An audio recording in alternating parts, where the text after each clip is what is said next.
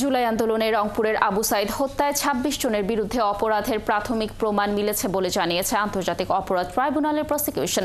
তদন্ত শেষ পর্যায়ে রয়েছে বলেও জানিয়েছে প্রসিকিউশন। বুধবার সকালে আবু সাইদ হত্যা মামলায় সাবেক এএসআই আমির হোসেন, তাজহাট থানার কনস্টেবল সুজন চন্দ্র রায়, বেগম রোকেয়া বিশ্ববিদ্যালয়ের সাবেক প্রক্টর শরীফুল ইসলাম ও বিশ্ববিদ্যালয় ছাত্রলীগের সাধারণ সম্পাদক ইমরান চৌধুরী আকাশকে আন্তর্জাতিক অপরাধ ট্রাইব্যুনালে হাজির করা হয়।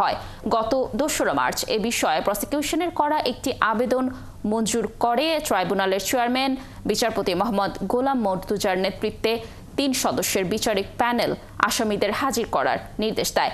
এর আগে গত ১৩ জানুয়ারি আবু সাইদের পরিবার ২৫ জনের বিরুদ্ধে ট্রাইব্যুনালে অভিযোগ দায়ের করে। দর্শক, ট্রাইব্যুনালে রয়েছেন সহকর্মী সৈকত সাদিক। আরও তথ্য নিয়ে তিনি যুক্ত হচ্ছেন আমাদের সাথে। সৈকত, আবু সাইদ হত্যা মামলার তদন্ত তো শেষ পর্যায়ে, প্রসিকিউশন কি তথ্য দিল এই বিষয়ে জানাবেন?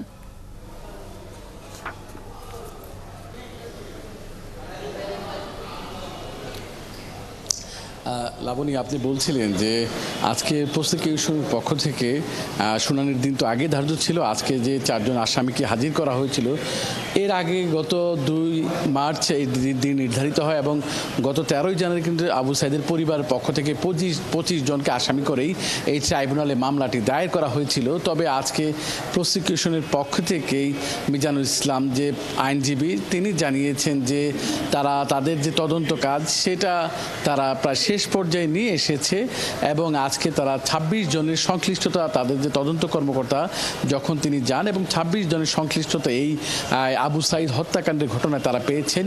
যেহেতু রংপুরের এটি একটি আলোচিত সেই ঘটনা, গত জুলাই আন্দোলন যখন শুরু হয় তখন ১৬ জুলাই কিন্তু আবু সাইদ আইন শৃঙ্খলা বাহিনীর গুলিতে এবং সামনে কিন্তু বুক পেতে দিয়েছিলেন এবং সেই ঘটনায় ২ জন আইন শৃঙ্খলা বাহিনীর সদস্য এবং রোকেয়া বিশ্ববিদ্যালয়ের যে সাবেক যে প্রক্টর শরীফুল ইসলাম ও ছাত্রলীগের সাধারণ সম্পাদক ইমরান চৌধুরী আকাশ, এই ৪ জনকে আজকে নিয়ে আসা হয়েছে এবং প্রসিকিউশনের পক্ষ থেকে আইনজীবী মিজানুল ইসলাম তিনি জানিয়েছেন যে এই ২৬ জন যারা আজকে যাদের সংশ্লিষ্টতা তারা পেয়েছেন, যাদেরকে আসামি করা হয়েছে, তাদের মধ্যে আইন শৃঙ্খলা বাহিনীর সদস্য রয়েছে, হেলমেট বাহিনী বা ছাত্রলীগের নেতারা রয়েছে এবং এই জুলাই আন্দোলন দমনে যারা ষড়যন্ত্র করেছে, যারা দমনের নির্দেশ দিয়েছে তাদের নামও রয়েছে।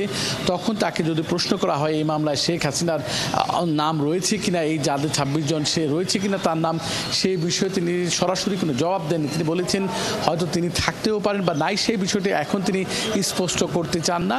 তবে যেহেতু আজকে তারা এই তদন্ত শেষ করতে আরও ২ মাস সময় চেয়েছেন এবং আদালত তাদের সেই ২ মাস সময় মঞ্জুর করেছেন এবং ২ মাসের মধ্যে তাদেরকে তদন্ত প্রতিবেদন দাখিলের কথা বলেছেন। আর যে ৪ জনকে আজকে নিয়ে আসা হয়েছিল, গ্রেপ্তার দেখানো হয়েছিল এবং তাদেরকে কারাগারে পাঠানো হয়েছে। তবে প্রসিকিউশন জোর দিয়ে বলেছেন যে তারা ২ মাসের মধ্যে এই আবু সাইদ হত্যাকাণ্ডের যে তদন্ত কাজ সেটা তারা শেষ করতে পারবে এবং ট্রাইব্যুনালে জমা দেবেন।